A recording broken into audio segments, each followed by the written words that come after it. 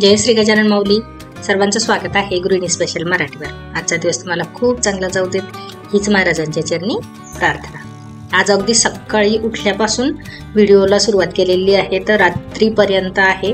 पूर्ण दिवसाचा व्हिडिओ आहे आणि याच्यामध्ये काही रेसिपीज आहे आणि तुम्ही पूर्ण व्हिडिओ पहा म्हणजे तुमच्या लक्षात येईल. तर रात्रीच मूग, त्याच्यानंतर उडदाची डाळ आणि तांदूळ मी भिजत घातलेले होते. मुगाची सकाळीच उसळ करणार आहे. तर भिजलेले मूग आणि त्याच्यानंतर कढईमध्ये तेल टाकलं, लसण टाकला, कढीपत्ता आणि लाल मिरची पावडर, हळद, जिरे, मोहरी हे सर्व टाकून त्याची छान अशी उसळ तयार केली. बारीक शेव टाकून मुलांना हे खूप आवडतं आणि हेल्दी पण आहे. शिजायला पण जास्त वेळ लागत नाही. पाणी अजिबात न टाकता नुसतं वाफेवर थोडा वेळ 2-3 मिनिटं शिजवलं तरीही चालतं.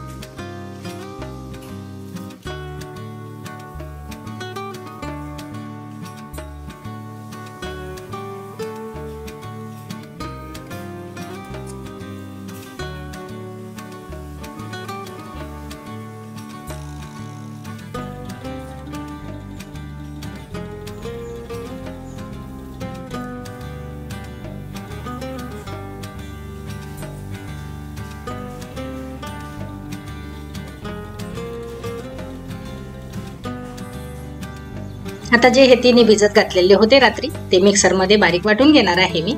तर 2 वाट्या तांदूळ होते, 1 वाटी उडदाची डाळ आणि मूग 1-1.5 वाटी घातलेली होती भिजायला, कारण सकाळी त्याची उसळ पण केली. आणि आता ते या पद्धतीने वाटून पण ठेवणार आहे. तर 1 वाटी मूग घेऊ शकता तुम्ही जर तुम्हाला स्पेशल करायचे असेल तर. मला उसळ करायची होती त्याच्यामुळे मी ते शिल्लक घेतली. आता हे चांगले वाटून घ्यायचे आहे मिक्सरमधून. याच्यात 2 रेसिपीज करायची आहे आपल्याला.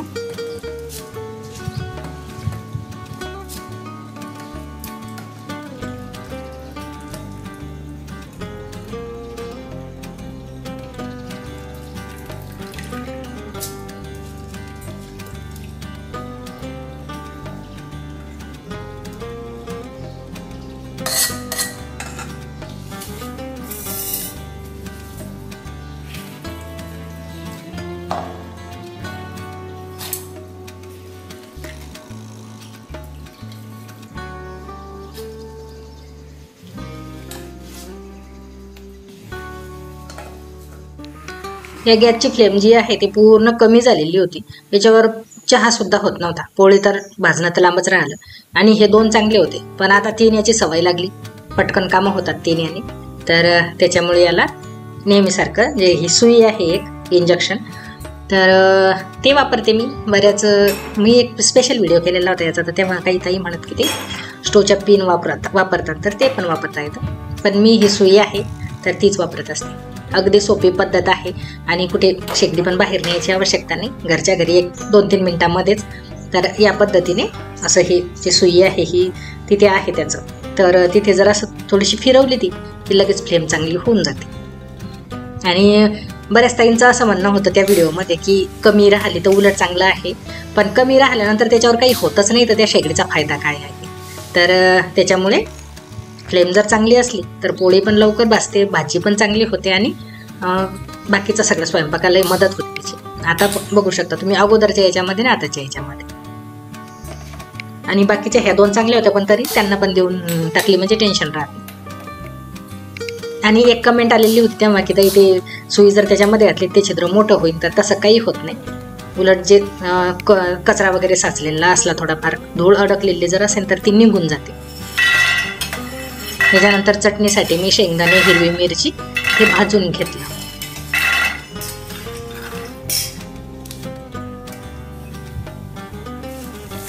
हे पण मिक्सरमध्ये.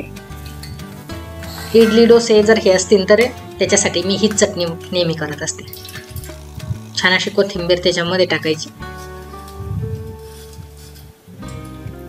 मीठ पण याच्यामध्येच टाकते. वरून फोडणी वगैरे देत नाही, अशी कच्ची कच्चीच चांगली वाटते. तर आवड असते आपापली. आम्हाला या पद्धतीचीच आवडते. एकदा करून पाहिलेली होती मी, वरून फोडणी देऊन पाहिली, पण मला काही ती आवडली नाही. या पद्धतीचीच चांगली लागते. मीठ टाकलं, त्याच्यामध्ये पाणी टाकायचं आणि चांगली वाटून घ्यायची. खूप बारीक नाही वाटायची, ही थोडी जाडसरच.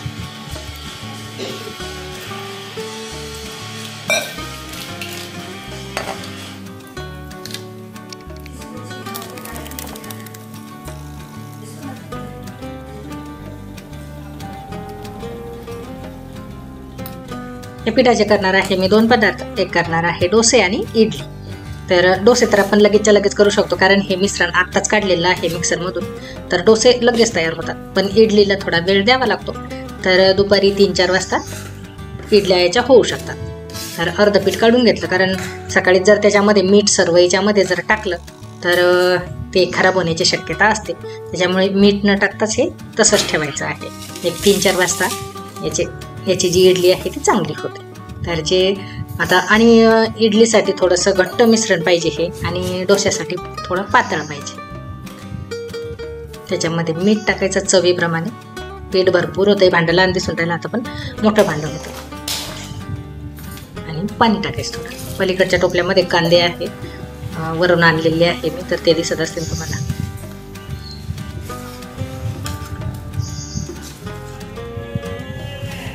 चांगला तवा पुसून घ्यायचा.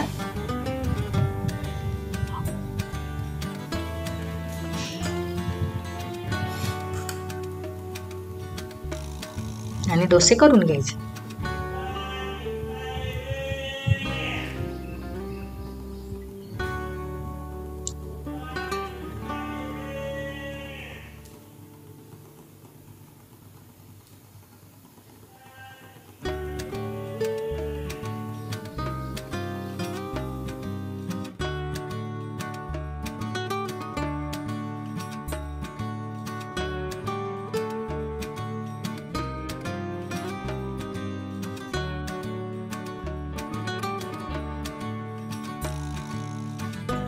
चवीला हे डोसे खूप चांगले लागतात. मुंगाने त्याला आणखी वेगळी चव आली. तर चटणी आणि डोसे, चटणीवर थोडंसं तेल घेतलं की चांगले लागते. आणि पाऊस आज सकाळपासूनच चालू होता, पण जसा पाऊस असायला पाहिजे दरवर्षीप्रमाणे तसा नाहीये यावर्षी आमच्या इकडे. माझ्या माहेरी सासरी भरपूर आहे, पण इकडे नाहीये, खूप कमी आहे. नुसतंच असं दिवसभर आभाळ आणि एकदम असं बारीक बारीक शितोडे सुरू असतात. असं जसा पाऊस पडायला पाहिजे तसा काही अजून पडला नाही.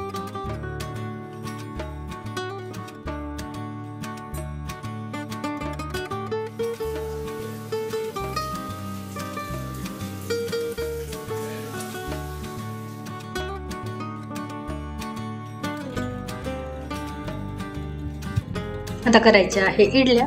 तर 3-4 तास झाले आता जवळपास. आणि याच्यामध्ये खाण्याचा सोडा वगैरे मी काहीच टाकत नसते, फक्त चवीप्रमाणे मीठ टाकायचं.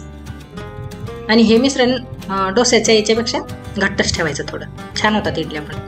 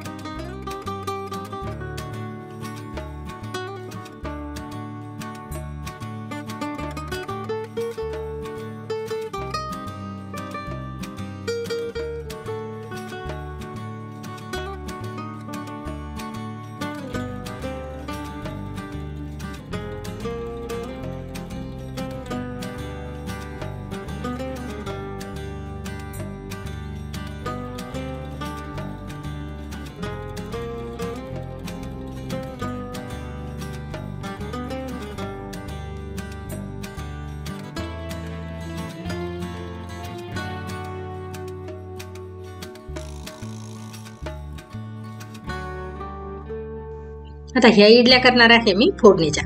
तर इडल्यांचे बारीक काप करून घेतले. एका कढईमध्ये तेल गरम करायचं. त्याच्यामध्ये मोहरी भरपूर वापरायची. चांगली मोहरी तडतडली की कढीपत्त्याचं एक झाड प्रत्येकाच्या अंगणामध्ये असायलाच पाहिजे, म्हणजे टेन्शन राहतं. कुंडीमध्ये पण छान होतं ते झाड. जिरे टाकायचे. जिरे आणि मोहरी थोडी जास्त टाकायची. हळद, लाल मिरची पावडर,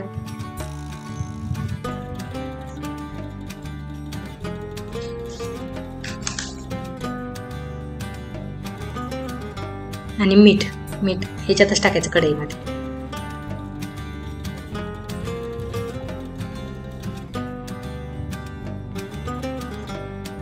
जे इडलीचे तुकडे करून ठेवलेले होते ते टाकायचे. मिक्स करायचं आहे 2-3 मिनिटं.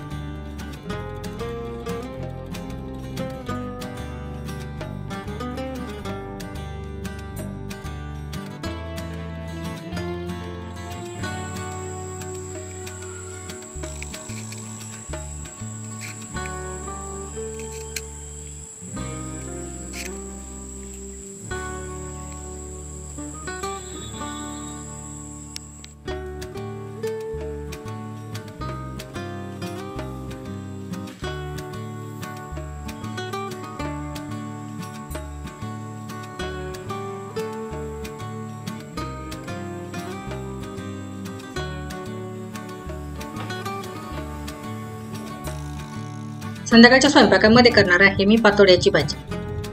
तर त्याच्यासाठी कांदा, चांगला मोठावाला कांदा घेतला आणि तो ठेवलेला आहे भाजायला. मसाल्यामध्ये खडे मसाले जे आहेत ते सर्व घेणार आहे. तर भेंडी विलायची, त्याच्यानंतर कर्णफूल, जवळपास जे मसाले आहे ते सर्व.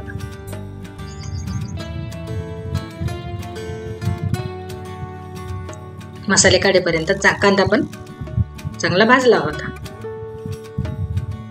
खोबऱ्याचे तुकडे करून घ्यायचे, म्हणजे मिक्सरमध्ये ते लवकर बारीक होतात.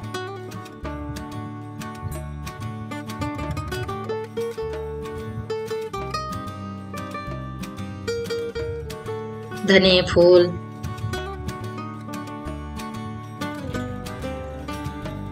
थोडं जास्त वापरायचं आणि खोबरं पण जरा जास्तच घ्यायचं. बाकीचे मसाले कमी घ्यायचे. जे घरी केलेले मसाले ते पण आपण थोडे वापरले जातात इथे.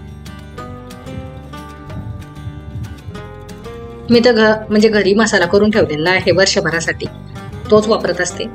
पण इथे थोडी रेसिपी दाखवायची होती त्याच्यामुळे हे खडे मसाले घेतलेले आहे. नाही तर जो मसाला करून ठेवलेला आहे वर्षभरासाठी तर तो घेतला आणि पाण्यामध्ये मिक्स केला की भाजी तयार होते. पण ते तसं तुम्हाला समजलं नसतं, त्याच्यामुळे मी हे मसाले घेतलेले आहे.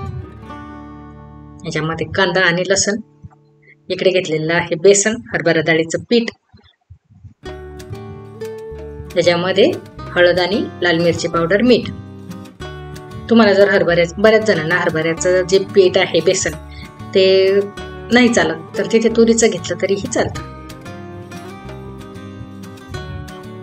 पाणी टाकायचं आणि चांगला याचा घट्ट आपण पोळीसाठी जो कणिक मळतो त्या पद्धतीने मळून घ्यायचं.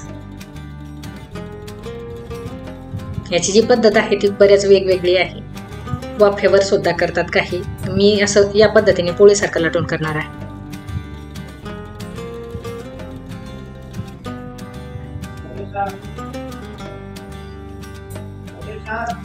त्याच्यानंतर कढईमध्ये अगोदर तमालपत्र टाकलं आणि हा जो बारीक केलेला मसाला आहे तो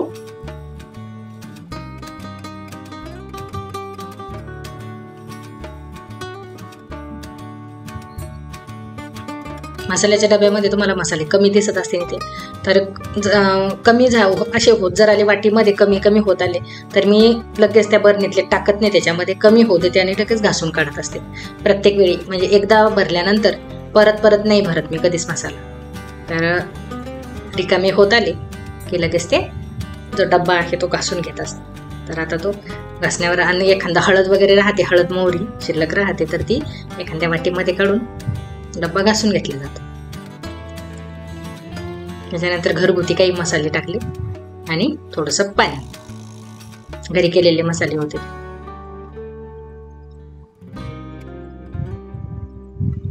हळद टाकली.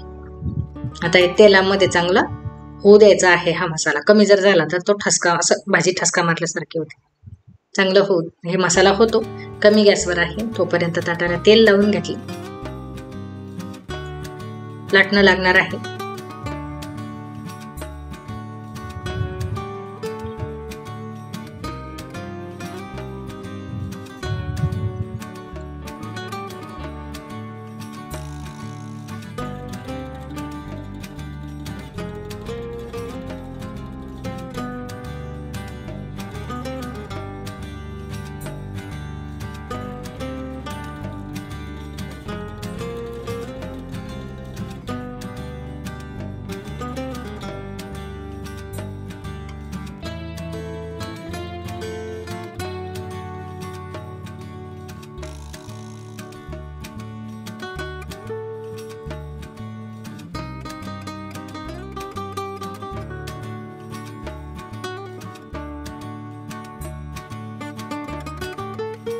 आता मसाला चांगला झालेला होता, तर त्याच्यामध्ये पाणी टाकायचं. मिक्सरचं भांडं धुवून घेतलं अगोदर, आणि त्याच्यानंतर जसं लागेल तसं पाणी वापरायचं आहे. शिजल्यानंतर थोडी घट्ट होती ही भाजी.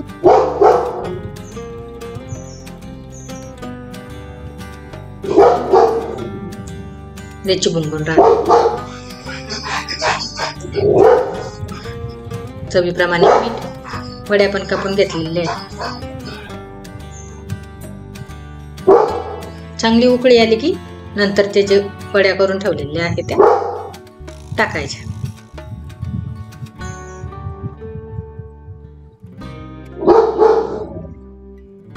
साईज या पद्धतीने ठेवली होती.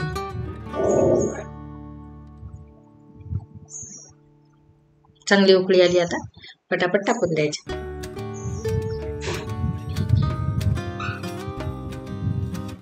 आमच्या इकडे तर लग्नामध्ये सुद्धा अशा या पद्धतीच्या भाज्या असतात.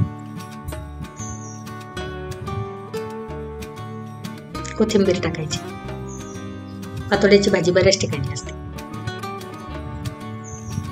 भाजी शिजते तोपर्यंत तिकडे पोळ्या पण चालू आहे. शिजायला थोडा वेळ लागतो, जास्त नाही लागत पण तरी वेळ लागतो. म्हणजे असं की एक उकळी आली गॅस बंद केला असं नाही होत. तर बेसन आहे ते, त्याला शिजायला वेळ लागणारच थोडासा. भाजी तयार झाली आणि तिकडे पोळ्या पण झालेल्याच होत्या. तर या पद्धतीने हा व्हिडिओ माझा कंप्लीट झाला. कसा वाटला कमेंटमध्ये नक्की सांगा. चॅनलवर नवीन असाल तर चॅनलला सबस्क्राईब करा. आणि बऱ्याच ताईंची इच्छा होती की सकाळपासून संध्याकाळपर्यंतचं रुटीन टाका ताई. तर हा व्हिडिओ तयार केलेला आहे. बऱ्याच रेसिपीज झाल्या आज, हेल्दी होत्या सगळ्या. तर भेटू परत पुढील व्हिडिओमध्ये. तोपर्यंत